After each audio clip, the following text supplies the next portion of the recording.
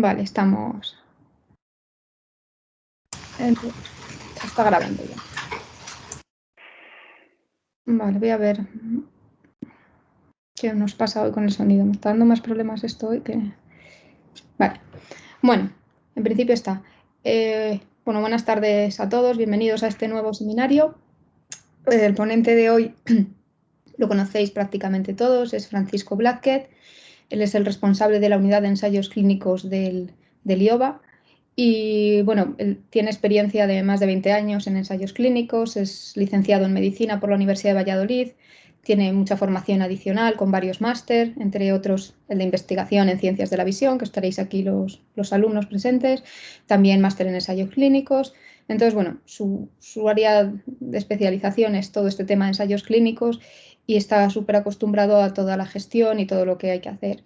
Por eso hoy nos va a dar un seminario que es bastante distinto al resto de los que tenemos habitualmente, pero que, bueno, ha suscitado bastante interés. Estamos 98 personas ahora mismo conectadas, o sea que está claro que hay interés en esto porque al final nos va a explicar un poco cómo se lleva a cabo toda la evaluación de proyectos, trabajo, todos los pasos previos que hay que hacer para depositar proyectos, trabajos fin de máster, trabajos fin de grados y también cómo podemos indexar los proyectos y ensayos clínicos en bases de datos.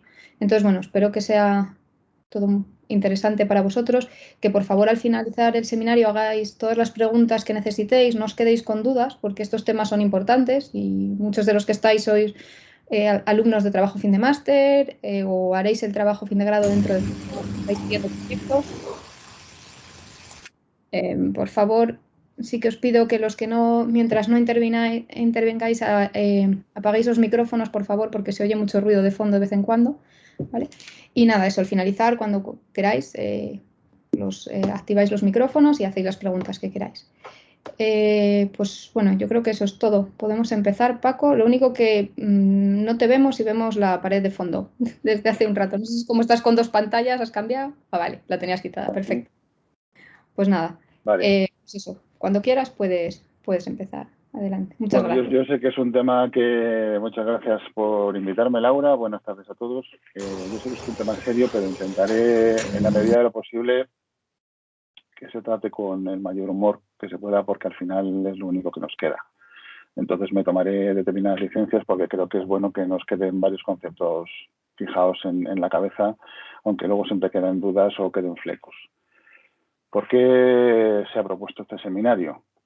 Fundamentalmente porque hay una serie de problemas, incidencias, llamadlo como queráis, que se repiten año tras año, una serie de dudas que siempre quedan en el aire y que normalmente suelen venir siempre a última hora, con lo cual la mayor parte de las veces cuando son graves no tienen solución. Entonces, más o menos, para que quede una pequeña estructura de por qué o de qué por qué se ha suscitado el seminario. El primer porqué es la diferencia, que no acaba de quedar clara muchas veces, entre lo que es el proyecto en su categoría docente y lo que es el proyecto en su categoría como proyecto de investigación biomédica englobado en una legislación que cubre todos los proyectos desde el más sencillo hasta el más complejo. El segundo tema que suscita dudas y que no acaba de quedar claro es cuál es el papel y cuál es el orden de las diversas autorizaciones o diversos envíos de documentación, tanto a la Comisión de Investigación en el IOBA, en el caso concreto nuestro, como a los comités éticos de investigación clínica. En este caso, casi de forma exclusiva voy a hablar del Comité Ético de Investigación Clínica del que dependemos nosotros, que es el de Valladolid Este. Además de todo esto, se nos une la casuística de proyectos fin de máster o proyectos fin de grado en el que tienen dos centros distintos el mismo alumno haciendo el mismo proyecto, pero en los que además, como veremos después, se puede llegar a hacer más complejo aún, con proyectos de investigación que ya están aprobados de forma previa, de los que después va a formar parte un trabajo fin de máster o un trabajo fin de grado. En el caso de las tesis suele ser más complicado. Y por último, que no es una tontería, ¿qué tiene que ver todo esto con qué ocurre a la hora de publicar y qué consecuencias va a tener una situación que formalmente no tiene mucho que ver con la legislación que se exige en cuanto a investigación médica, pero que sí que va a tener consecuencias a la hora de publicar resultados o proyectos de investigación. No me voy a cansar en toda la presentación de repetir esta palabra. Lo vais a ver ahora, lo vais a ver en medio y lo vais a ver al final. No hay otra forma de hacer las cosas más que antes. Para los que seáis un poco más mayores, de mi edad, me he permitido la licencia de traeros a Coco. Coco es un personaje, para quien no lo conozca, de Barrio Sésamo, y presentaba conceptos muy simples, pero que a veces no se acaban de entender o no se quieren entender. Cuando decimos que un proyecto está enviado al comité ético, el proyecto está enviado.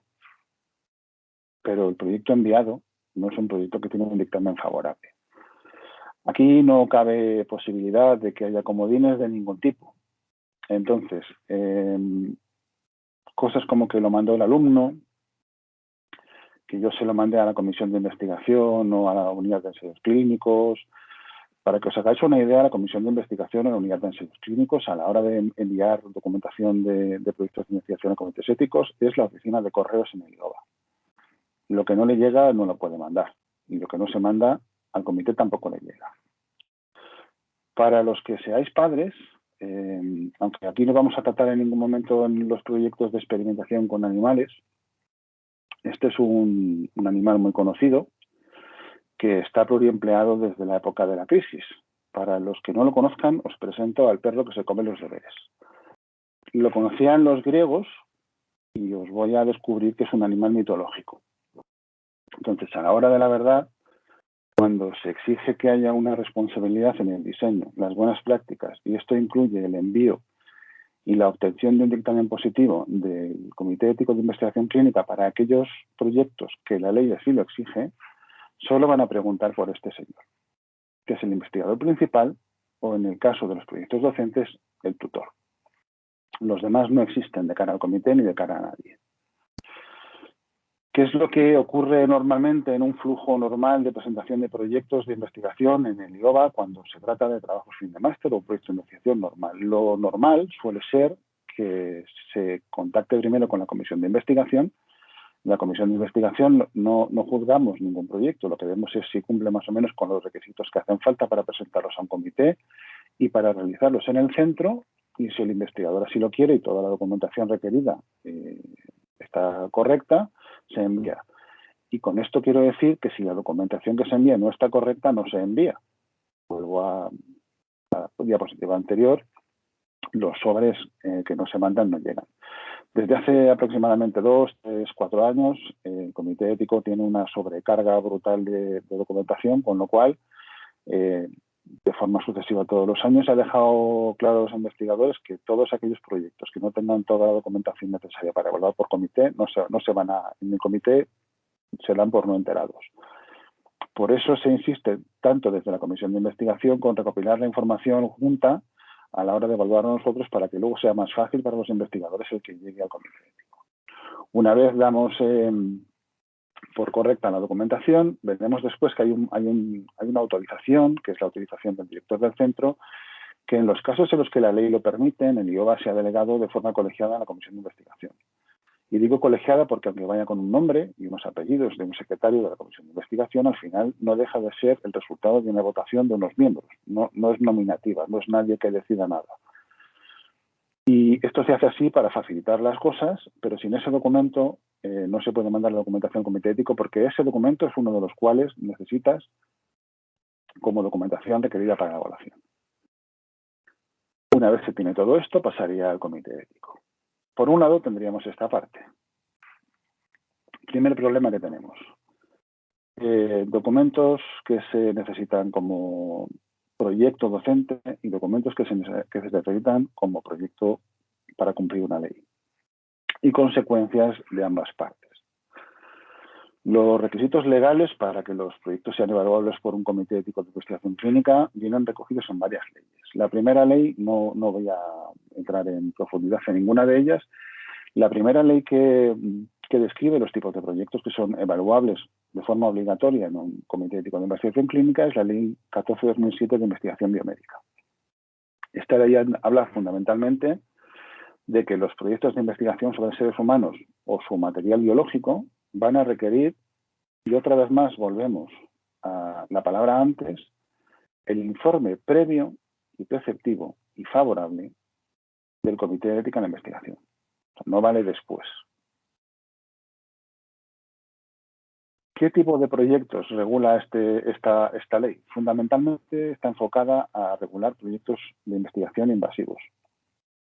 Por diseño serían estudios de cohortes prospectivas en los que exista un riesgo para los pacientes, porque digamos que lo que estamos evaluando es una intervención de carácter invasivo. Nombra a los ensayos clínicos como proyectos que tienen que ser evaluados por un comité ético de investigación clínica, pero los ensayos clínicos tienen su propia legislación que regula y que está fuera de este seminario, porque además, en el caso de este tipo de proyectos, interviene un portal específico de evaluación, interviene mucha más documentación de la que vamos a ver aquí hoy y además interviene la agencia reguladora, la Agencia Española de Medicamentos y Productos Sanitarios. Pero bueno, se nombra ya en la Ley de Investigación Biomédica la obligación de que los ensayos clínicos con medicamentos pasen también por comité ético. Lo mismo nos va a ocurrir con los ensayos clínicos con productos sanitarios. En este caso, también tienen una legislación propia y los ensayos clínicos cuelgan de la legislación propia para los ensayos clínicos con medicamentos. En el caso de que el fármaco o el producto de investigación ya esté aprobado, es decir, tenga ya una autorización de comercialización, y hablamos de los estudios posautorización, también se nombran en la Ley de Investigación Biomédica y también tienen una legislación específica que regulan el uso de los medicamentos ya aprobados en estudios observacionales. También excede lo que es este seminario el especificar qué tipos de estudios observacionales posautorización y qué requisitos tienen cada uno. Pero además, también incluida dentro de esta ley, pero que también tiene una legislación específica, están todos aquellos estudios en seres que tengan involucrado en su realización muestras biológicas de seres humanos. Muy rápido, porque tampoco es el seminario dedicado a las muestras biológicas. Sabéis que hay tres opciones cuando obtenemos muestras biológicas: la opción de que la muestra se recoja para un proyecto en concreto, la opción de que se solicita a los pacientes que la muestra biológica se incluya en una colección que el centro tenga, o la opción tercera, que es que se destine la muestra después del proyecto a un biobanco. Las tres tienen sus requisitos y tienen sus más y sus menos, y se escogerá una u otra, pero todos estos estudios, independientemente de que se usen con pacientes o sin pacientes, mientras estén manipulando muestras biológicas, también requieren de aprobación por parte de un comité ético. ¿Qué ocurre con todos los que no están aquí? ¿Qué ocurre con los estudios observacionales de cohortes prospectivos en los que no hay un procedimiento invasivo, o con todos los estudios de cohortes retrospectivos, o con los estudios casos controles, o con los estudios transversales de prevalencia? ¿Qué ocurre con todos los estudios de iconografía en el que lo que hacemos es ver una serie de imágenes de un paciente que no están con datos personales de los pacientes? Al final van a ser otros estudios transversales o van a ser otros estudios observacionales.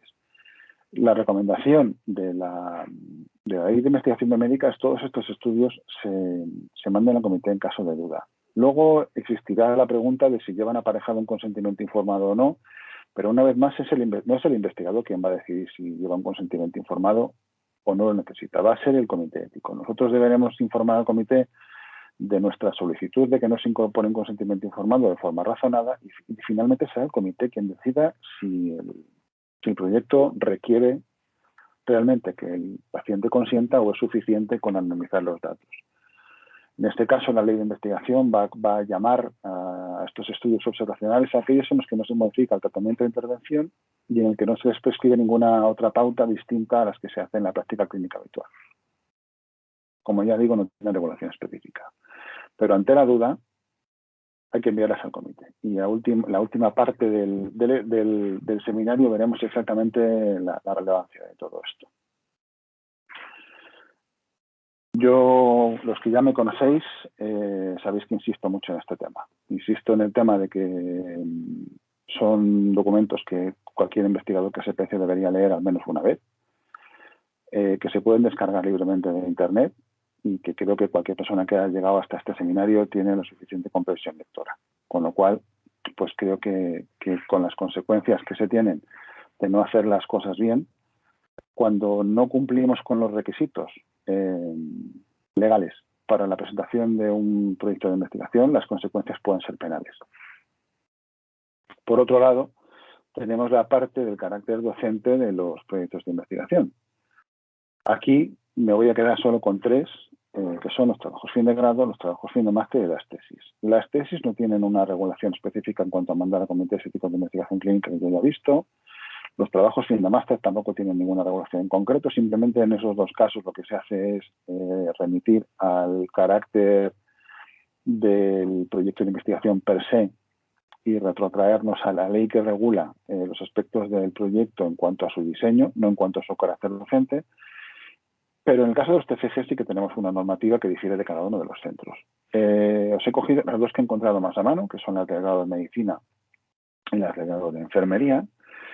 Y como hemos visto hasta ahora, aparecen aquí una serie de proyectos que no están englobados ni siquiera dentro de las exclusiones en la ley de investigación biomédica. Y nos referimos a una revisión narrativa, entiendo que se refiere a propósito de un caso, una revisión sistemática de bibliografía, un metaanálisis o un trabajo de investigación básica. ¿Qué ocurre con estos proyectos? Pues que a día de hoy, después de este curso, no sé cómo quedará, todos estos proyectos, en principio hay un acuerdo entre el Vicerrectorado de Investigación de la Universidad de Valladolid con el Comité Ético Valladolid Este para que se evalúen los trabajos fin de grado allí. Yo he consultado el tema porque al final es complejo el decirle a un investigador que tiene que mandar una revisión bibliográfica o un metaanálisis, y esta mañana la respuesta que se me ha dado a mí me ha convencido, pero claro, supone un easy para aquellos investigadores que no quieran enviarlo. Lo que se me ha dicho, lo veremos al final, es que los comités éticos de investigación clínica no van a revisar ningún proyecto posteriori, es decir, no se va a revisar ningún proyecto, sea del tipo que sea, una vez esté realizado, solo se van a revisar antes, y que las consecuencias que tenga en otro ámbito, que no es obviamente el legal, el no haberlos enviado, son responsabilidad del investigador. Lo veremos más tarde. Aquí vemos casos en los que se han enviado revisiones bibliográficas o metaanálisis de trabajos fin de máster del IOBA y se han mandado al Comité Ético de Investigación Clínica, como también se han enviado algunas veces protocolos de actuación en enfermería que obviamente no tienen ningún sentido que se manden a un comité ético.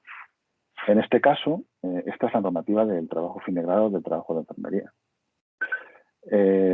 Lo que nos dice aquí es necesaria la autorización del Comité Ético de Investigación del área de dependencia, es decir, si se hace en el comité, si se hace en el hospital clínico o se hacen en el IOBA, dependerán del Comité Ético de Valladolid Este, y si se hacen en el Río Ortega o los centros que dependan de ese comité, pues habrá que solicitar allí la autorización, que además es necesario en el caso de los centros universitarios la autorización del responsable del centro o la institución.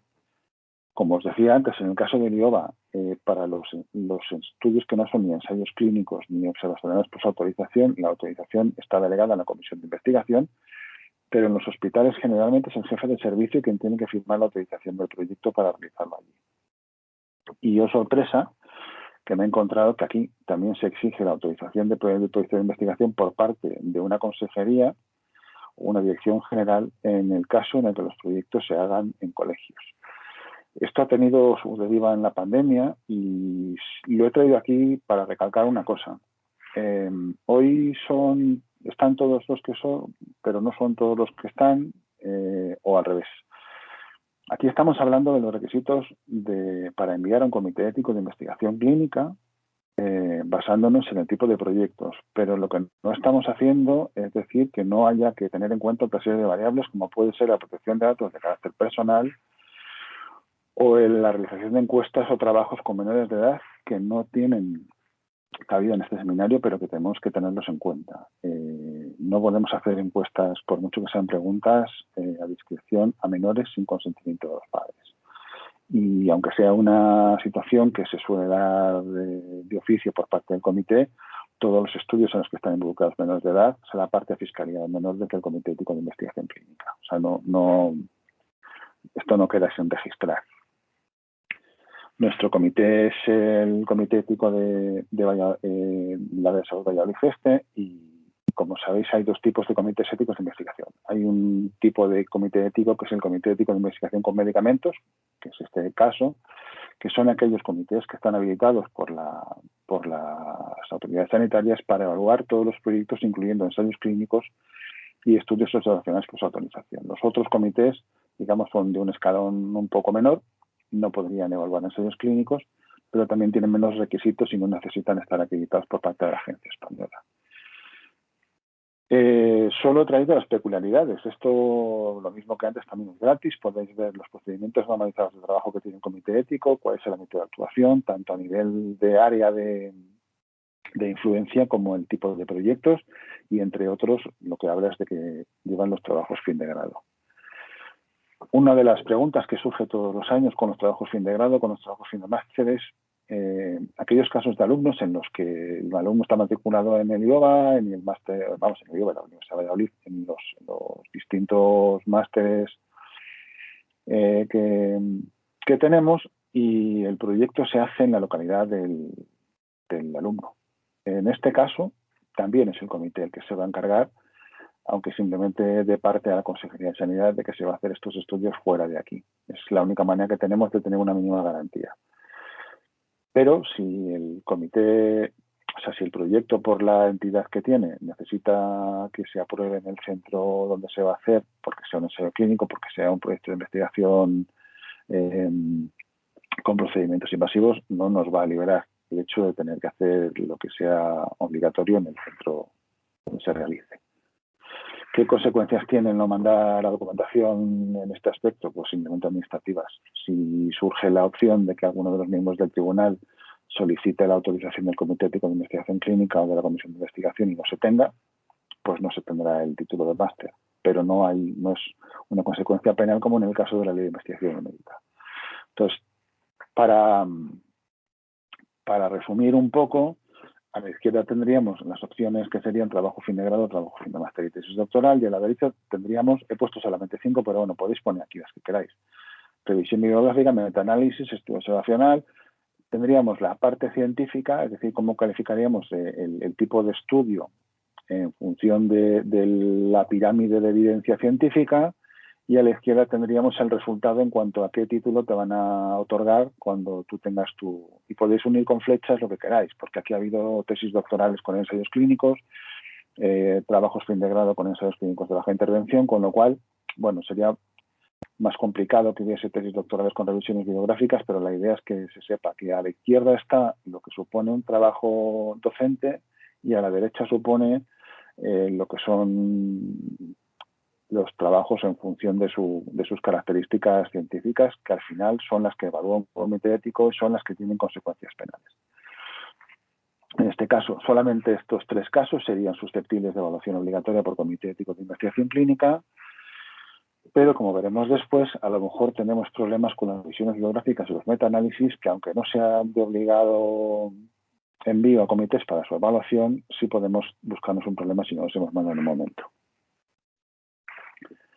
¿Qué documentos vamos a necesitar? He intentado resumir en la medida de lo posible todo lo que he podido. Obviamente toda la casuística de todos los proyectos es imposible y he dejado fuera de aquí, como ya he dicho al principio, tanto ensayos clínicos como observacionales por autorización, porque excede la documentación que necesitan para presentación a agencias reguladoras y a comités. Por un lado vamos a tener los requisitos propios del proyecto de investigación, es decir, la columna de la derecha. Y esto va a depender del proyecto. Va a depender de si es un proyecto de investigación, si es una observacional prospectivo, si es un proyecto de investigación con algún método invasivo, si es un estudio de historias clínicas o un retrospectivo en el que los datos ya están recogidos, o si vamos a recoger unos cuantos OCTs que ya están hechos, o si vamos a simplemente obtener muestras de pacientes y trabajar con esas muestras. En líneas generales, cogiendo el peor de los casos, que sería el de un proyecto de investigación con procedimientos invasivos, vamos a necesitar enviar al comité ético un protocolo de estudio, un consentimiento informado y una memoria económica. El porqué de la memoria económica solo voy a destacar 2 cosas. La primera es que los comités, su función no es, entre comillas, ayudar al investigador. Su función es proteger al sujeto de investigación. Entonces, tiene que quedar claro que no puede haber contrapartidas económicas fuera de lo razonable en función de la complejidad del estudio. No podemos encontrarnos con estudios que tengan unas características muy tontas por los que se paguen cantidades que no son razonables. Pero lo mismo va a ocurrir a la hora de tener en cuenta el principio de justicia con los pacientes. No podemos ofrecer cantidades desorbitadas de dinero que lo que hagan sea evitar que el consentimiento informado sea libre y que realmente los pacientes participantes lo hagan por un motivo económico y no como se ha planteado inicialmente toda la investigación. Importante en el caso del protocolo del estudio. Hay que controlar las versiones y es importante volver a insistir en el antes porque no es la primera vez que se envía un protocolo con versión 1 al comité ético y después de las alegaciones que nos pide el comité, el primer protocolo que se pone en marcha en la fase clínica del estudio es una versión 2 con una fecha distinta. Y en todo momento tendremos que tener claro qué tipo de versión es la que ha aprobado el comité. No podemos usar cualquiera. Lo mismo nos va a ocurrir con el consentimiento informado o los formularios de consentimiento informado que sean necesarios hacer durante todo el estudio. Hay que controlar la versión y la fecha y se tendrá que administrar el formulario de consentimiento informado con la fecha vigente en el momento en el que se está haciendo la primera visita con el paciente. La memoria económica ya hemos comentado y aunque no es un requisito obligatorio, sí es importante tener en cuenta lo siguiente. Todos los materiales, y esto sobre todo va dirigido a los ensayos clínicos, empleados para el reclutamiento de los pacientes, tienen que pasar por la evaluación del comité ético. Al paciente no podemos poner en periódicos o en carteles lo que nos da la gana. Esa información hay que solicitar al comité que lo evalúe y solo la información que el comité nos autoriza se puede poner en radio, televisión, prensa o donde se quiera. Si no lo hacemos al principio, tendremos que perder otro mes más solicitando al comité que nos evalúe la información que le hemos mandado al principio. Aparte de todos esos requisitos que los tiene el proyecto por ser proyecto, hay una serie de requisitos administrativos. El primero es el acuerdo de confidencialidad. Asumiendo que hay alumnos que no son parte de lo que es la plantilla de la institución, todas esas personas deberían firmar un acuerdo de confidencialidad, sobre todo si tienen acceso a historias médicas de pacientes. Entonces, el comité ético nos pide que se envíe para los proyectos en los que hay alumnos que no tienen firmado ya un acuerdo previo con la institución, el que firmen un acuerdo de confidencialidad vinculado al proyecto. Además, en el caso de los TFGs, y esto es un requisito de la Universidad de Valladolid, hay que enviar una carta de presentación y hay que mandar una solicitud del trabajo fin de grado. Estos dos son formularios que se encuentran asociados al formulario que veremos después de la Comisión de Investigación, pero que también se encuentran en la página web del Comité Ético de Investigación Clínica. ¿Qué pasa cuando tenemos un proyecto nuevo? Vamos a intentar ver un poco por encima cómo sería un proyecto nuevo y un proyecto que ya existe. Cuando tenemos un proyecto nuevo, no me cansaré, antes de empezar el proyecto, se envía a la Comisión de Investigación. En la Comisión de Investigación recibimos la documentación y en caso de que falte algún documento de los que haga falta, se le solicita al investigador para que lo mande en la medida de lo posible antes de la reunión para que, digamos, todos los proyectos queden cerrados lo mejor posible antes de enviar al comité ético. En su momento existía un formulario de la Comisión de Investigación, lo que pasa es que llegados a este punto hay tantos proyectos que no era inviable llevarlo con formularios en papel, con lo cual se creó un documento en versión formulario que es el que se rellena cada vez que se solicita la evaluación por parte de la Comisión de Investigación de un proyecto. Este formulario se pone a disposición de todos los investigadores cada vez que va a haber una comisión de investigación, pero también está abierto desde hace un tiempo entre la última comisión de investigación que se cierra y la siguiente que vaya a tener lugar para que cualquiera pueda ir mandando los proyectos antes de que empiece la comisión de investigación siguiente. Uno de los aspectos que deja claro ya el formulario es el diseño del estudio. Aquí no hay trampa ni cartón. La comisión de investigación no va a dictaminar si un estudio es estudio o es ensayo o es tejido de origen animal o es tejido de origen humano. Pero si leemos el protocolo y nos da la impresión de que el documento, pese a que la casilla que se ha marcado aquí no es la que responde a la realidad que nosotros interpretamos, se le dirá al investigador. Pero repito, en último término, quien va a decidir esto es el Comité Ético de Investigación Clínica, no es ni la comisión clínica ni el investigador. En el caso de que el proyecto usase muestras de origen humano, pues también se marca, con lo cual ya se le dirá al investigador qué requisitos va a necesitar a la hora de plantear la evaluación por parte del comité ético. Se han creado varios checklists que han intentado cuadrar, que se ponen a disposición de los investigadores, cuáles son las opciones de trabajo fin de máster solo del IOBA, trabajo fin de máster del IOBA y del hospital, trabajo fin de grado del IOBA y del hospital, solo proyecto de investigación. Que los quiera usar, que los use, y el que no, simplemente se van a poner a disposición para que faciliten la tarea. Este es el caso de un trabajo fin de grado del IOBA. Como ya hemos visto, uno de los documentos que se necesitan para la evaluación por parte del comité ético es el de la autorización del director del centro, y en este caso, siempre que no sea un ensayo clínico, este papel sale de la reunión de la comisión de investigación si todos los datos son correctos. Además de este documento, vamos a tener unos documentos, digamos, que cumplen el requisito legal según la ley de investigación médica. Como estábamos viendo ahora, según el tipo de proyecto, pues necesitará un protocolo, necesitará el formulario de consentimiento informado, si es que el proyecto lo va a tener. Y si el proyecto necesita formulario de consentimiento informado y el investigador no lo manda, una de las enmiendas que va a solicitar el comité va a ser que se adjunte un modelo de consentimiento informado. Y aquí no va a haber escapatoria en cuanto a que nosotros decidamos o no. Además, se añade el presupuesto y se añade la autorización del director del centro, que es la que habilitaría para realizar el estudio en este centro.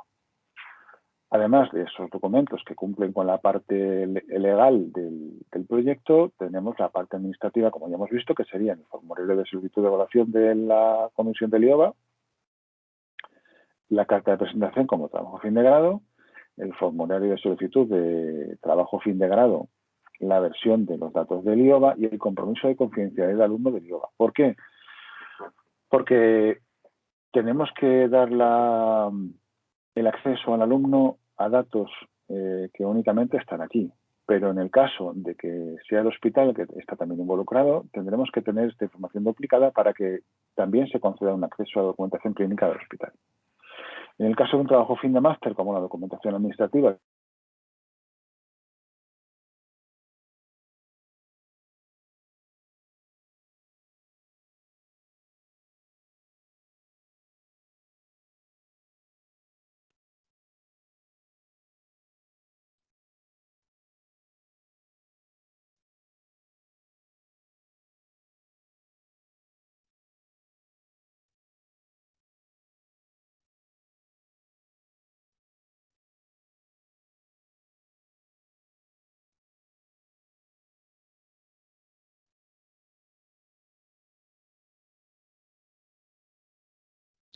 Hola. No sé si me ha congelado a mí, se le ha congelado a Paco o a todos. Si alguien me está oyendo, A ¿vale? mí también se ha congelado. A Sí, todos. Se ha congelado también la mía. Sí, se ha congelado. A mí también. Estamos Vale. congelados.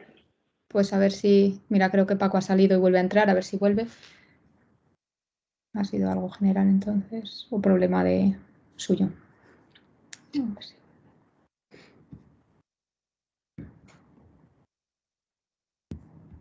Que justo ha coincidido que mi ordenador se ha empezado a hacer mucho ruido, entonces pensaba que era sola cosa mía y por eso no estaba hablando, pero se ve que no.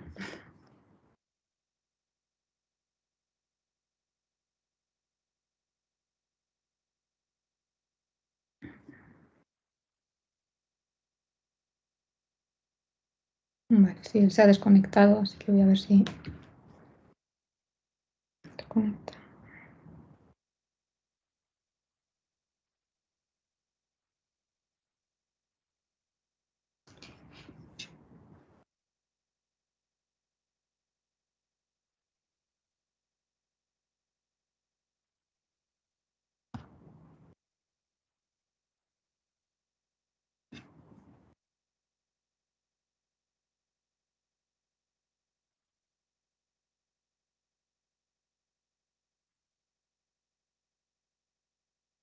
Hola de nuevo.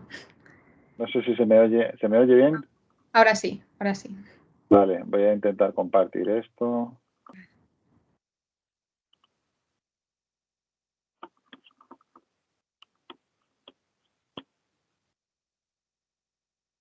Vale, creo que me he quedado más o menos por aquí. Una vez se envía la documentación al comité, lo que vamos a tener es un dictamen positivo, un dictamen negativo, alegaciones. La comisión de investigación puede estar delegada a través de la unidad de ensayos clínicos para enviar los documentos al comité, pero como ya hemos visto al principio, la responsabilidad es del tutor o del investigador principal. No es ni de la comisión de investigación, ni del alumno, ni de la unidad de ensayos clínicos. ¿Qué va a ocurrir cuando tenemos el proyecto ya aprobado?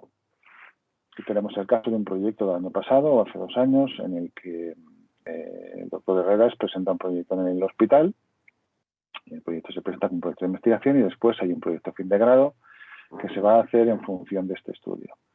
Lamentablemente hay que volver a solicitar el proyecto como proyecto docente, porque se le va a asignar otro código. El proyecto de investigación va a quedar como proyecto de investigación 21-2091, pero el proyecto como TCG va a quedar como otro proyecto distinto. Lo único que hacemos en este caso es que nos vamos a ahorrar mandar el protocolo, mandar el consentimiento informado. Lo que vamos a mandar va a ser la hoja de autorización del Comité Ético de Investigación Clínica al hospital y si nos piden el protocolo pues se lo enviamos, pero en principio el proyecto ya está aprobado como tal. Esta situación a veces es fuente de problemas porque en la comisión de investigación normalmente se nos piden autorizaciones al final de lo que es el curso académico. Y entonces todos estos proyectos que realmente están cumpliendo la legislación en cuanto a la ley de investigación biomédica y tiene su autorización preceptiva del Comité Ético de Investigación con Medicamentos que le corresponde al hospital, al ser un proyecto que solo se hace en el hospital, la comisión de investigación no es consciente de que el proyecto se ha presentado. Y falta por presentar la parte del proyecto fin de grado y nos vienen las prisas. Entonces, todos los proyectos fin de grado o todos los proyectos fin de máster que estén vinculados con másteres, tanto ciencias de la visión como enfermería, como optometría o como especialidades, deberían enviarse a la comisión de investigación al menos para que esté informada. En este caso, como ya os digo, lo único que haría falta sería que al estar informada el IOBA, si hiciese falta que el IOBA tuviese también parte en el proyecto de investigación, se autorizase en el centro. No se autorizase el proyecto como tal porque ya está autorizado antes. ¿Qué nos va a ocurrir en el caso de que queramos un proyecto que se haga en los 2 centros a la vez? Pues que vamos a necesitar la documentación hasta cierto punto por replicado. Vamos a necesitar, por parte del IOBA, he cogido el caso más complejo de todos, que es el del trabajo fin de grado. El formulario de solicitud de trabajo fin de grado del IOBA. La autorización del director del centro, que la emite la comisión de investigación. El formulario de solicitud de evaluación del proyecto, que esa no está para la comisión del IOBA. Un compromiso de confidencialidad del alumno para el IOBA, porque va a acceder a las historias clínicas aquí. Y el formulario de consentimiento informado si es que aplicara para los pacientes que se vayan a ver aquí en el IOBA. En el caso del hospital vamos a necesitar el formulario del TCG para el hospital, la autorización del jefe del servicio del hospital, porque vamos a ver pacientes allí o vamos a crear historias allí. El formulario de solicitud de evaluación del hospital, desconozco si existe uno como tal en el servicio.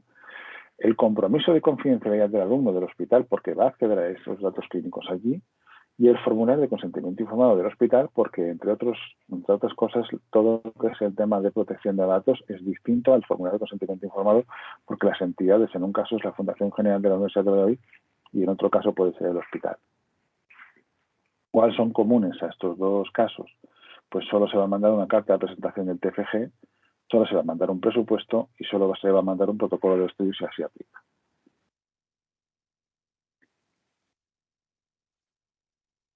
Para terminar, ¿qué tiene que ver todo esto con las bases de datos? En principio se hablaba de ensayos clínicos, pero a día de hoy eso es registro de estudios en investigación biomédica. Solo por encima, porque tampoco da mucho tiempo a más, clinicaltrials.gov adquiere un carácter muy importante para nosotros, fundamentalmente desde el año 2004. Es una base de datos que recogía en principio ensayos clínicos, pero que lo recoge a día de hoy son estudios clínicos con financiación pública o privada que se hagan en todo el mundo. Es decir, no importa que sean de Estados Unidos. La consecuencia en Estados Unidos también es distinta porque en Estados Unidos tienen requisitos legales. De hecho, los tiempos para los requisitos legales de Estados Unidos son distintos a los requisitos que nos van a pedir no la base de datos, sino las editoriales que publican revistas indexadas. Y todo esto viene por un artículo que se publicó en varias revistas a nivel mundial. Yo no sabría decir Si en el caso de oftalmología, aparte de, supongo que se publicaría en IO, se publicaría en Ophthalmology, pero se publicó el mismo artículo en muchos sitios. El artículo es el de arriba, la parte de abajo es una actualización sobre si realmente se ha registrado un ensayo clínico, porque se va revisando los criterios, pero lo que viene a decirnos es que es necesario el registro público de los ensayos clínicos que se están realizando. Y como registro público de ensayos clínicos, ellos lo que quieren decir es estudios que de forma prospectiva asignan a seres humanos a intervenciones y a grupos de comparación que estudian relaciones causa-efecto. ¿Por qué lo pongo aquí? Porque en principio los estudios fase 1 que evalúan farmacocinética no estarían, o que evalúan seguridad, no estarían incluidos en la obligatoriedad de estar incluidos en esta base de datos. Luego veremos que las cosas no son tan sencillas. ¿Cuál es el principal motivo que tiene el Comité Internacional de Editores de Revistas Médicas? Los he resumido en estos 4. El primero es los sesgos en la publicación. Hay un sesgo muy evidente a la hora de publicar, porque solo tienen relevancia aquellos ensayos clínicos con resultados positivos, sobre todo los que tienen resultados muy positivos y sobre todo los que tienen resultados muy positivos y cambian paradigmas. Los que cambian tratamiento, los que cambian aproximaciones terapéuticas, son los que nos gustan a todos. ¿Qué ocurre? Que no se publican los resultados negativos, no se publican todos aquellos ensayos clínicos que no, por la razón que sea, porque la variable no se consigue demostrar, porque el tamaño de muestra es insuficiente, pero aún peor, no se publican los ensayos clínicos que tienen resultados no concluyentes, porque son peores todavía que los anteriores. Y a todo esto tenemos que añadir que en aquel momento no estaba muy claro muchas veces cuál era el interés económico o el interés particular del investigador principal de cada uno de los centros de los ensayos clínicos a la hora de que una molécula tuviese éxito o no, en función de que fuesen advisor de algún promotor o otro en concreto.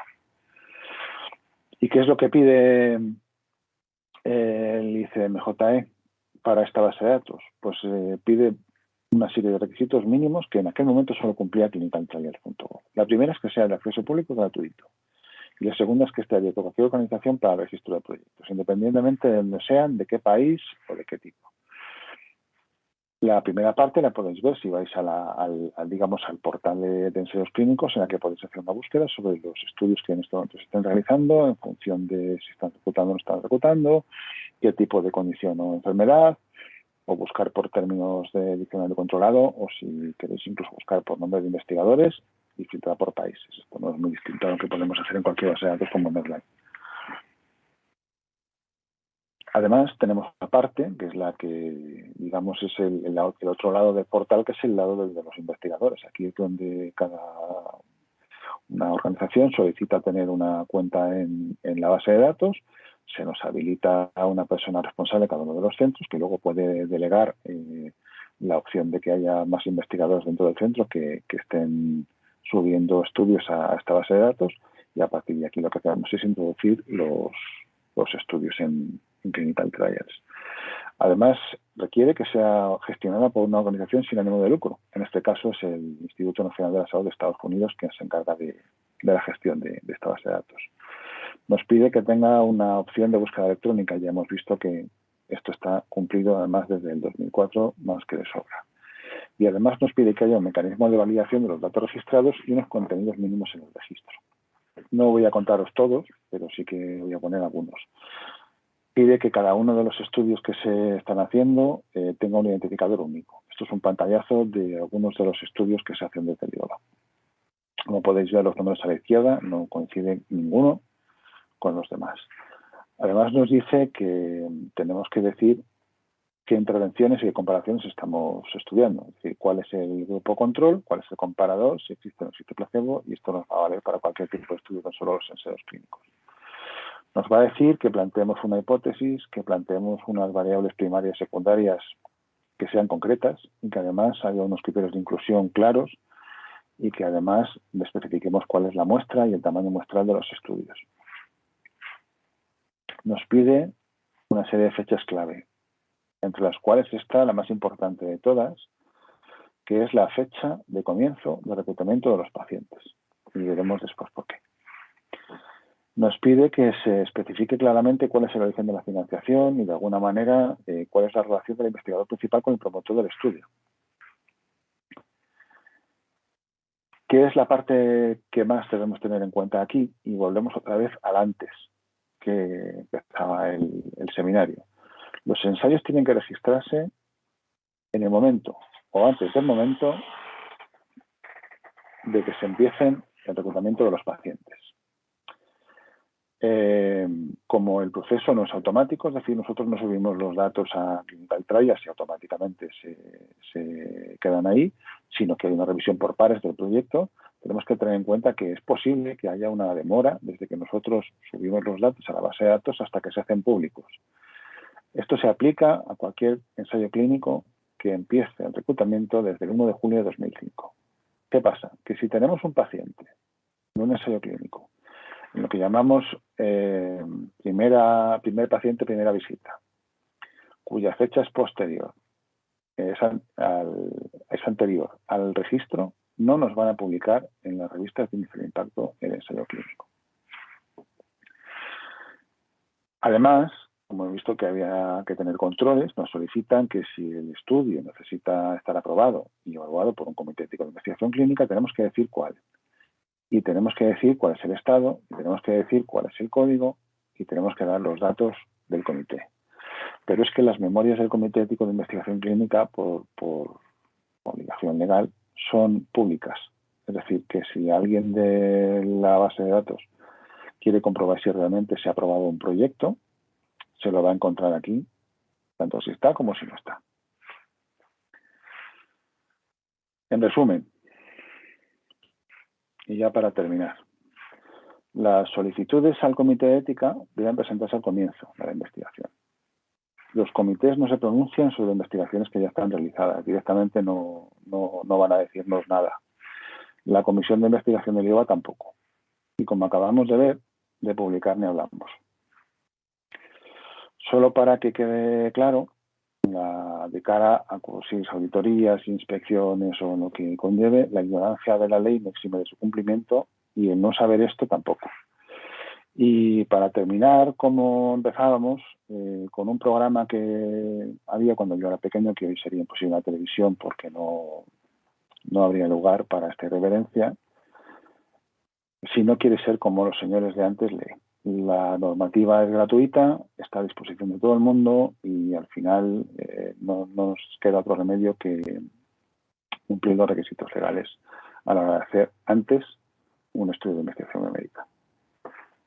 Y esto es todo. Si tenéis alguna pregunta. Muchas gracias, Paco. Bueno, yo creo que nos ha hecho un repaso importante por todo, pero estoy bastante segura de que hay preguntas. De hecho, mira, veo una mano levantada. Leire Pastor. Pues... Hola, no soy Leire Pastor. Leire Pastor es la nieta del profesor Pastor, pero el otro día estuvo en mi ordenador haciendo no sé qué y resulta que tengo 10 años ahora. No os enseño mi foto porque estoy muy favorecida en esa foto. No sé qué hacer ni cómo cambiarlo, pero bueno, soy Marga. Paco, quería hacer una pregunta, Paco. Me queda clarísimo lo que hay que registrar en clinicaltrials.gov o en cualquier otra base de datos. Un ensayo clínico es absolutamente indispensable, pero veo muchas otras cosas. O sea, hay ciertas cosas que tengo duda de si hay que registrarlas o no. Y es que veo, por ejemplo, el otro día vi de unos conocidos de Boston, de Roy Sadina y compañía, pues un estudio en el que querían estudiar un biomarcador, una prueba de imagen como diagnóstico de ojo seco. Eso realmente, según lo que has dicho, no hay que subirlo. Y de hecho no deberían dejar que se subiera, ¿no? Vamos a ver, no. Y de hecho, esta mañana cuando he hecho la consulta al comité ético, me han respondido refiriéndose al tema de los metaanálisis y de las revisiones bibliográficas. Y esto tiene que ver con la última parte que os he dicho, de que los comités no se manifiestan respecto a proyectos ya empezados y eso da igual que sea un proyecto de investigación o que sea un metaanálisis. No van a pronunciarse, no van a hacerlo. ¿Qué ocurre? Que de un tiempo a esta parte hay revistas que cada vez están pidiendo más números de registro en Clinical Trials. Entonces, el proceso no tiene solución. Tú lo mandas, lo has mandado La persona te pide el código de identificación, en cuanto te pinchas en el código, ahí aparece en el registro cuándo se ha subido y cuándo se ha autorizado. Entonces, el problema es que en Estados Unidos tienen obligación legal de registrar algunos ensayos clínicos, pero la ventaja para ellos es que ellos necesitan, creo que son los 15 días posteriores a la inclusión del primer paciente. O sea, su requisito legal es más razonable, pero el requisito de publicación es distinto. O sea, es el editor realmente. Dice, nos pueden gustar las normas más o nos pueden gustar las normas menos, pero si al final el editor te pide un número de clinical trials y si no lo tienes no te lo publica, yo creo que esto no es discutible. O sea, esta es mi casa y entro el que me da la gana. ¿Qué es lo que ocurre? Que yo sigo diciendo que el esfuerzo que lleva el subir un proyecto a clinical trials, una vez que ha subido el primero, merece la pena por los riesgos que se evitan no subiéndolo. La base de datos está pensada para ensayos clínicos en un momento, pero desde 2004 hay un montón de estudios observacionales que se suben a clinical trials y yo creo que muchos de ellos son por una cuestión no solo de transparencia, sino de prudencia. Es gratis. O sea, yo me canso de lo de bastante gratis, pero al final, o sea, tenemos mucho que perder si no lo hacemos y tenemos mucho que ganar si lo hacemos y el coste no es tan alto. O sea, el coste es tiempo. El coste es una mañana, el coste es lo que sea. Entonces, el problema es que no existe, o sea, en España no tenemos un requisito legal de subirlo a clinical trials, pero la revista no nos va a hacer ni caso si en su política de publicación está que tengamos un número de registro que obviamente no vamos a tener. Y esa es la razón que me ha dado Javier esta mañana para que ellos, porque claro, tenemos la disyuntiva todos los años de que por qué hay que mandar las revisiones bibliográficas y metaanálisis. Y me lo ha dejado muy claro. Me ha dicho, mira, Paco, te lo voy a decir. O sea, la ley, obviamente, tú te acoges a la investigación médica y no está sujeta a ningún metaanálisis y ninguna revisión bibliográfica que esté evaluada por ningún comité ético de investigación clínica del carácter que sea, ni CEIN ni CEI. Pero, si por lo que sea, un editor te pide que tengas elaboración por parte de un comité ético de investigación clínica, no lo tienes, a posteriori no te lo vamos a dar. Y mi pregunta es, si es algo tan tonto como mandarte la revisión allí y te van a decir para adelante porque no hay mucho que ver, ¿qué perdemos en mandarlo? Pero es y te lo dice el cartero, Marga, que a mí si me dais menos cartas mejor. Pero al final creo que se tiene mucho que perder y se tiene mucho que ganar en función de lo que hagamos. De acuerdo. No sé si te he contestado. Muchas gracias, Paco, perfectamente, sí. Gracias. No sé si alguien más tiene alguna duda. Estoy en el seminario. Está en la sala de arriba. Vale. Perdón. Laura, yo he levantado la mano, no sé si me la has visto.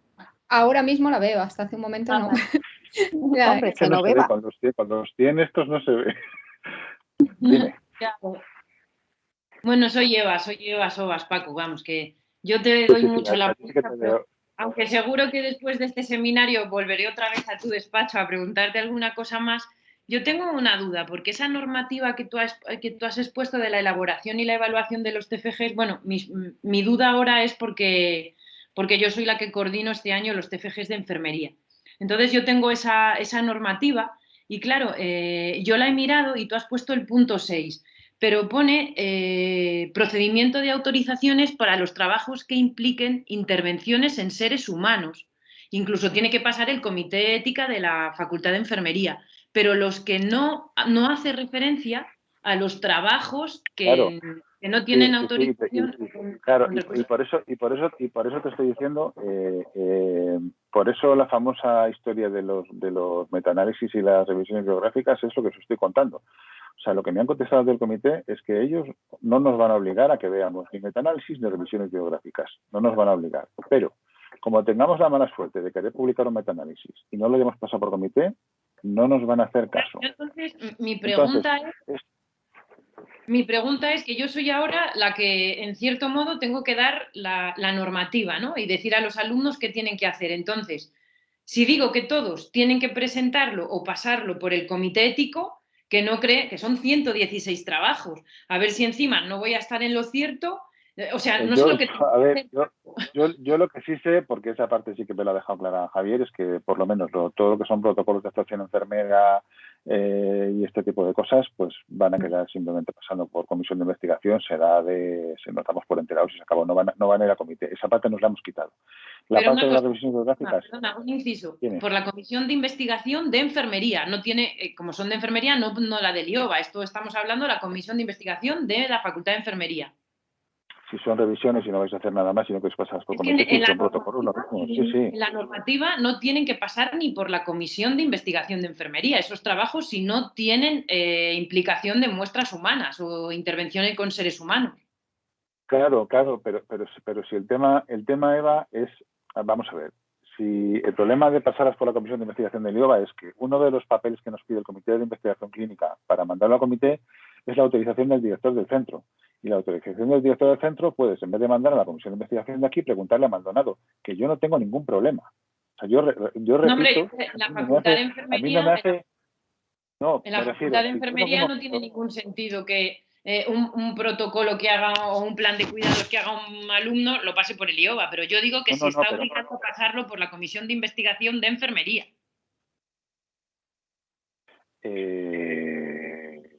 Pues no sé contestarte esa pregunta. Yo lo que sí sé es que si al final quieres mandarlo a comité, uno de los documentos que te pide el comité, que yo entiendo que es absurdo, Eva, es la autorización del director del centro, pues será el decano de enfermería. No lo sé. Vale, perfecto. Vale, ya me has contestado. Vale, Paco. Vale. Perfecto. Gracias. Tenemos otra mano levantada. Rodrigo Torres. Hola a todos. Bueno, primero un gran saludo a todos mis amigos del IOBA. Un abrazo, Rodrigo. Paco, es un gusto verte. Y bueno, un saludo a Marga, a Eva. Simplemente, bueno, agradecido, muy interesante el seminario. Y tal vez un comentario para aportar en mi experiencia de interactuar con comités de bioéticas. Algo extra en mi propia experiencia es que muchas veces el comité de bioética ha sido de utilidad para replantear el proyecto de investigación justamente en pos del cuidado del paciente y en el intercambio de documentación siempre el final es positivo, siempre el final es mejor.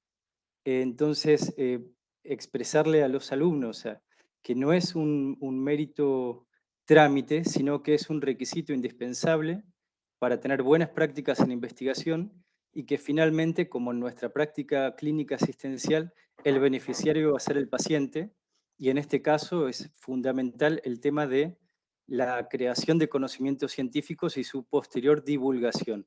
Y en la parte de divulgación, bueno, están los nuevos requisitos que, como muy bien has dicho, cada comité de editorial a veces va poniendo sus reglas, sin embargo se está tratando de unificar y globalizar. Hace 2 años me toca estar como editor en jefe de una publicación científica, que es la publicación científica del Consejo Argentino de Oftalmología, y bueno, digamos, siempre la vara se va subiendo y los requisitos que se solicitan se van unificando y globalizando. Era eso nomás. Muchas gracias. Yo estoy de acuerdo contigo. O sea, al final 20 ojos ven mejor que 2 y además nosotros estamos acostumbrados al sesgo de ver un papel 50 veces y que te vea el papel alguien de fuera siempre aporta algo que tú a lo mejor no has visto después de todas las revisiones. Muchas gracias. Gracias, sí, Paco. Creo que al final es lo que dices tú, se trata de hacer las cosas lo mejor posible y de cara a proteger siempre los pacientes y los datos. Las dudas nos entran a todos cuando llega la parte de la revisión. Yo sí que quería insistir en el tema.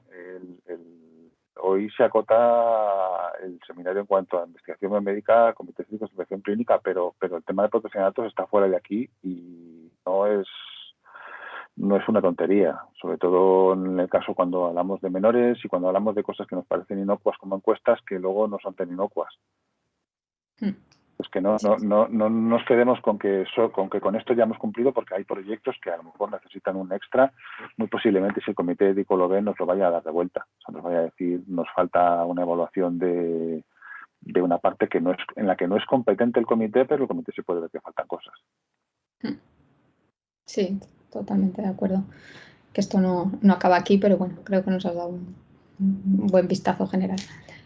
Pues yo creo que no hay más manos levantadas y como veo que te estaban requiriendo ya para algún otro sitio, pues nada, simplemente darte de nuevo las gracias por darnos el seminario. Esperemos que después de esto os mareemos un poco menos con el tema de los papeles, pero bueno, consultas seguro que seguiremos teniendo. Así que nada, muchas Gracias a gracias vosotros. Paco y muchas gracias a todos los asistentes y a los que queráis nos vemos en un par de semanas en el próximo seminario. Pasad buena tarde. Hasta luego, igualmente.